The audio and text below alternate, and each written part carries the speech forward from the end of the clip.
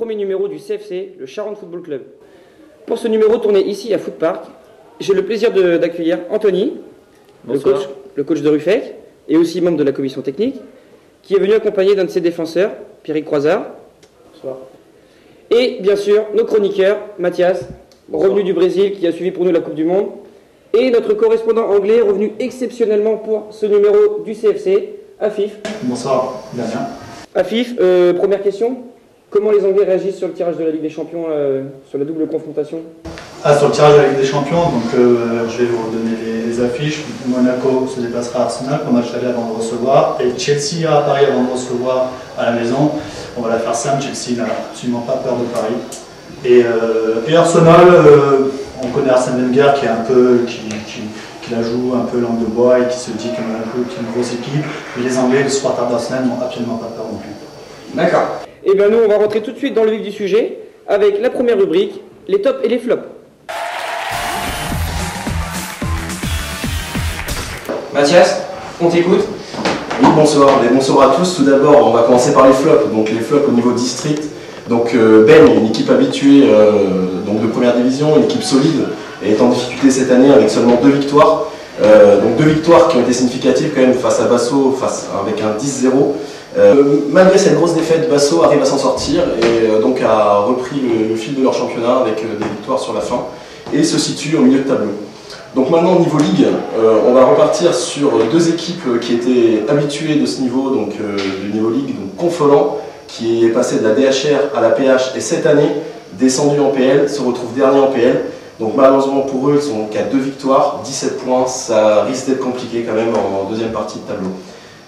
Et dernièrement, pareil, une équipe habituée du championnat PH, Moutier, qui ne compte qu'une victoire et 16 points.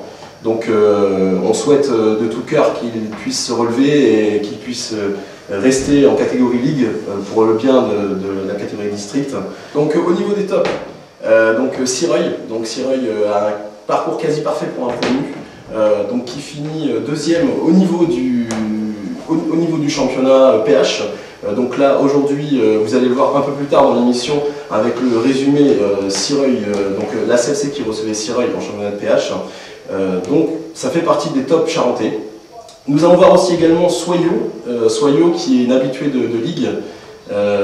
Et Soyaux qui a la meilleure attaque. Et la meilleure défense. Et la plus mauvaise défense, pardon. C'est bien ça, plus mauvaise défense, le paradoxe, meilleure attaque et plus mauvaise défense. Voilà. Ah, excusez-moi de vous interrompre. On a en direct Jérôme Bazir, en direct du stade Léo Lagrange pour le match Soyaux Saint-Jean d'Angély, match en retard de DHR. Oui. Oui, Jérôme, tu me reçois? Oui, quel est ton ressenti après ce match et cette victoire face à Saint-Jean d'Angély? Oui Damien, je vous reçois bien. Mon ressenti sur ce match, c'est qu'on a fait une très belle prestation. On avait un seul objectif, c'était la victoire. Et ce soir, elle est présente et chacun a fait les efforts. Et ça, c'est important. Personne n'a rien lâché. On va pouvoir décompresser pendant 15 jours. Je tiens à féliciter tout le groupe. Depuis le début de saison, depuis le mois d'août, on n'a rien lâché. On donne, il y a beaucoup d'efforts. Et aujourd'hui, les efforts, ils payent. On est deuxième au classement, à 3 points du premier. On va pouvoir attaquer en janvier avec un nouveau championnat pour aller récupérer notre objectif qui est de monter en DH, voilà, tout simplement. Bien, merci Jérôme pour cette analyse à chaud. On passe tout de suite à la suite. On va te demander, Anthony, toi qui es coach, qu'est-ce que tu penses de cette situation meilleure attaque, mais aussi plus mauvaise défense? Qu'est-ce que tu préfères, la défense ou... C'est vrai que nous on le voit, on a la meilleure défense du championnat et quand déjà que tu prends pas de but, c'est déjà un plus, tu prends des points. Donc j'ai envie de dire, c'est bien d'avoir une bonne attaque, parce que nous on a la deuxième meilleure attaque du championnat. Après c'est bien d'être costaud derrière, parce que ça te permet aussi de... Il y a des matchs où tu n'encaisses pas de but et que tu prends forcément des points. Donc voilà, moi je préfère avoir une bonne défense et voilà, après, bon, si tu peux avoir les deux, c'est encore mieux. C'est pour ça qu'aujourd'hui tu es venu accompagné d'un défenseur. Tout à fait. Donc on finit par le top de cette moitié de saison, donc l'équipe de Ruffec qui est invaincue sur cette première phase de championnat, 11 victoires, deuxième meilleure attaque et meilleure défense. Donc voilà, je pense que c'est la meilleure équipe, l'équipe symbole de cette première partie de championnat.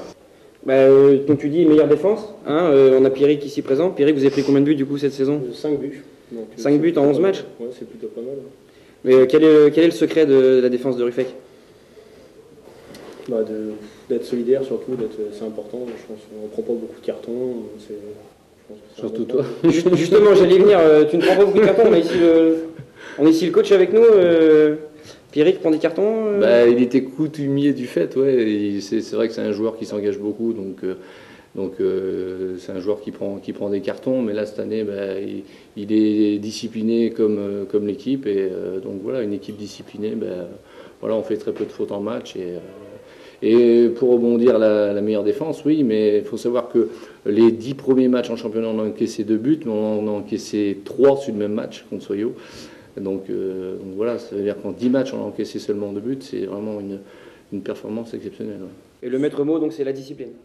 Ouais, c'est la discipline, c'est discipline, puis c'est le travail surtout, parce qu'on a un groupe qui est assidu, qui bosse, et donc voilà. Mais après, il ne faut pas dire que c'est que la défense aussi, c'est le bloc équipe qui fait que voilà, on prend pas de but. J'imagine aussi que les attaquants sont plus à l'aise devant quand ils savent que derrière ça tient la barre. Ouais, tout à fait.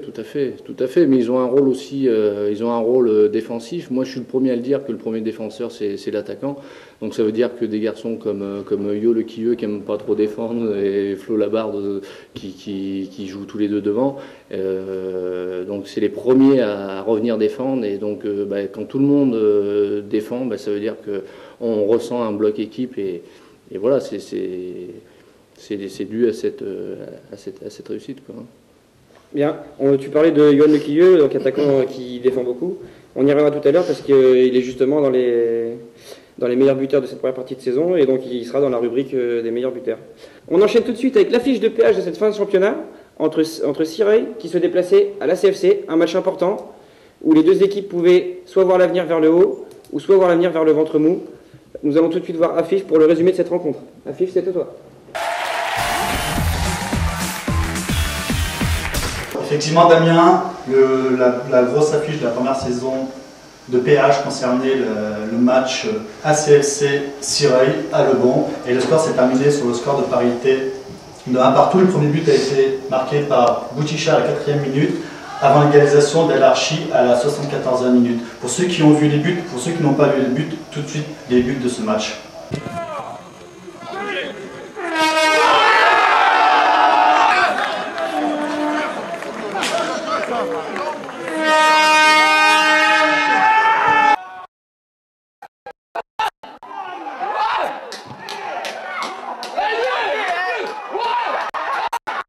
Mais tout de suite, le fait marquant de la première mi-temps en image.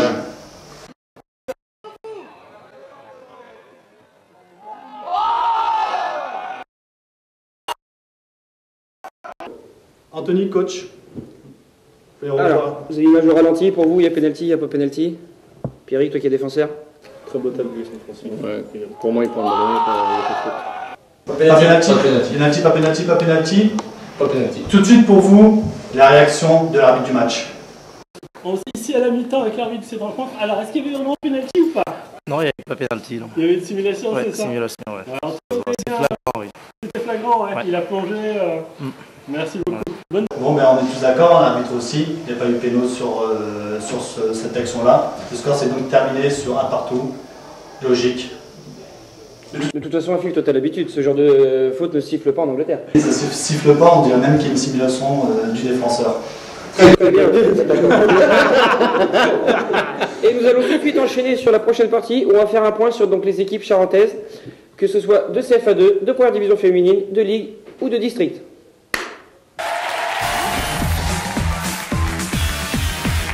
On commence tout de suite avec la première division féminine et une très jolie place de Soyaux qui est donc 5e à la trêve et qui a quasiment assuré le maintien. Hein, c'est plutôt une belle opération pour les filles, ça fait 2 ans de suite qu'elles assurent le maintien assez rapidement. Au niveau CFA2, la CFC qui était bien partie avec une 2e place, c'est un petit peu écroulé, les résultats sont moins bons. Pierrick, tu suis toi la CFA2? Pas du tout. Non, pas du tout. Anthony non plus? Si, je regarde. Si. Tu vas le voir un petit peu? Le club phare de la Charente, donc j'ai toujours un œil sur Angoulême, sachant qu'en plus j'y ai joué, donc voilà. Là, les hommes de Christophe Forest se retrouvent à la 10e place avec un match en retard et qu'ils devront absolument gagner, sinon la saison risque de se compliquer en CFA2. On enchaîne avec la DH. l'équipe de Cognac, Afif? Cognac en DH est 7ème avec 6 victoires, 1 nul et 6 défaites. Je pense que la première place est bien loin. L'objectif de Cognac reste le maintien. La DHR, Mathias, Soyaux? Soyaux fait un très bon parcours cette année, donc avec un très gros recrutement, comme vous le savez tous. Ce qui est important, c'est de voir que c'est la meilleure attaque, mais la plus mauvaise défense, comme on a dit tout à l'heure. Donc voilà, très bon parcours, deuxième du classement. Ils sont à 4 points du premier, c'est encore la montée encore jouable. Tout à fait. En PH, donc vous l'avez dit, Sireuil qui joue les premiers rôles, qui est aussi à 4 points du premier, mais avec un match en moins. Hein. Donc Sireuil peut effectivement reprendre la première place dès le début du championnat. Et puis 2 équipes très en difficulté, hein. Moutier, Cognac B. On a mis Moutier dans les flops, et il y a aussi Cognac B avec un effectif très jeune qui a beaucoup de mal cette saison. Ensuite en PL, on a parlé du flop, hein, Confolant, qui malheureusement risque de reprendre l'ascenseur une fois de plus et de se retrouver en district l'année prochaine. Dans la poule C, Chasseneuil et Puy-Moyen ont relevé la tête, hein, Mathias? Tout à fait. Puy-Moyen, depuis quelques recrues, ils ont fait 2 recrues, donc Sébastien Brochard et Jason Herbert, c'est bien ça? Oui, Jason Herbert, oui. Voilà, depuis, on fait des très bons résultats et donc on relève la tête. Donc c'est très bien. Dans l'autre poule, on a Merpin et Narsac qui ont repris des couleurs aussi juste avant les fêtes, hein, histoire de passer les fêtes au chaud. Et puis le surprenant Barbezieux. Et puis l'éternel Jarnac, qui avec un match en moins, qui se disputera d'ailleurs le 10 janvier l'un contre l'autre, l'un des deux pourra bien voir... aspirer à quelque chose de meilleur. Ouais. Voir vers le haut, effectivement, et pourquoi pas une montée. Ouais. Après, en première division, c'est facile, hein, on en a parlé, Ruffec, 11 matchs, 11 victoires, forcément, la montée, vous ne pouvez pas vous cacher, c'est l'objectif de la fin de saison. Oui, tout. Par contre, la deuxième place sera beaucoup plus ouverte, hein, la poule est resserrée, et les équipes comme le ACE, comme le Roi B, comme Soyaux B, comme La Rochefoucauld. La Rochefoucauld aussi, qui prétendent à la montée. D'ailleurs, La Rochefoucauld qui vient régulièrement s'entraîner dans les locaux de Foot Park pendant cette période hivernale, pour s'entretenir et préparer au mieux la deuxième partie de saison. Moi, si j'ai un petit pronostic, on a vu toutes les équipes. Moi, je verrais bien Aumazières deuxième parce que c'est une équipe quand même qui est très solide et puis qui dépend d'un attaquant redoutable. On y vient justement parce que tu vois, tu nous parles de l'EACE, c'est justement le choc de cette rentrée en première division. Ruffec EACE le 24 janvier avec le choc des 2 buteurs puisque tu vois la transition est toute trouvée pour enchaîner sur notre dernière partie les meilleurs buteurs de cette première partie de saison.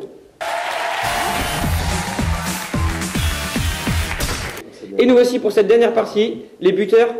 On va commencer tout de suite avec la Ligue. Et puis le meilleur buteur Ligue, Papou Diawara, du club de Leroy Angoulême, qui a enchaîné les buts en début de saison, avec 9 buts sur les 5-6 premiers matchs. Ouais. Et puis qui cale un peu depuis et qui se fait rattraper. On parlait des 2 suivants, Wade Boutichat de Sireuil. Et puis Yannick Bourbon dont tu parlais tout à l'heure, Yannick Bourbon fait sa première saison pleine, on va dire, parce que... il n'est pas blessé, il est en pleine possession de ses moyens, donc voilà, il est en pleine confiance. Donc voilà, c'est aussi pour un attaquant quand tu es en pleine confiance. C'est un attaquant qui plaît. C'est un attaquant qui aime la profondeur et qui a le sens du but, à lui tout seul il est capable de... Voilà, mais il faut savoir que Diawara et puis Boutichat, bon, c'est très fort quand même. Enfin, je veux dire, ils évoluent en quoi? Ils évoluent en PH. PH, et ils ont joué, voilà, ils ont le niveau quand même pour jouer beaucoup plus haut. Donc voilà, c'est pas une surprise de retrouver ces attaquants à cette place-là. Tu aimerais, toi, justement, Pierrick, te retrouver l'année prochaine confronter un mec comme Bourbon en PL? J'ai joué avec lui aussi, donc c'est un bon joueur. C'est très intéressant quand même de rencontrer ces équipes-là. C'est important. Et puis en district, on a aussi pas mal de buts en district avec des buteurs. Johan Lequilleux, donc ton adjoint, qui entraîne l'équipe première avec toi et puis qui est aussi attaquant, avec 13 buts. Et puis égalité avec le petit Lacouture de l'EACE. Ouais, ils n'ont pas le même style de jeu. La Couture aime un peu plus la profondeur. Yo, lui, c'est un joueur de rupture qui est très efficace devant le but. Donc voilà, après c'est un duel entre deux là qui va durer toute la deuxième partie de saison. Mais il faut savoir que ces 2 joueurs qui ont, pour moi, je les ai vus, enfin moi Yo, je le vois toute la saison. La Couture, je l'ai vu une fois, mais bon, c'est ces 2 joueurs qui ont au niveau régional. Quand on marque 13 buts en 11 matchs. Et puis surtout qu'il a quand même réussi l'exploit, la Couture, cette année, de faire un sextuplé, chose qui est quand même assez rare. Il a marqué 6 buts en un match. Oui. Oui, tout à fait. C'est une performance exceptionnelle, mais s'il a marqué 6 buts en un match, ça veut dire que en 10 matchs, il en a marqué que 6. Aussi, donc voilà. Ça reste quand même 6 buts sur match, c'est pas mal. Oui, on appelle ça le double hat-trick en Angleterre. Non, c'est très bien, c'est des performances énormes. Puis on a aussi deux gros buteurs en deuxième division. Mathieu Blé de Rouillac, ils sont premiers d'ailleurs, ils visent la montée, je suppose. Et puis Ludovic Hubert, un peu moins connu du grand public, de ce petit club de l'Essac. Si je te dis l'Essac, Pierrick, tu connais? Pas trop.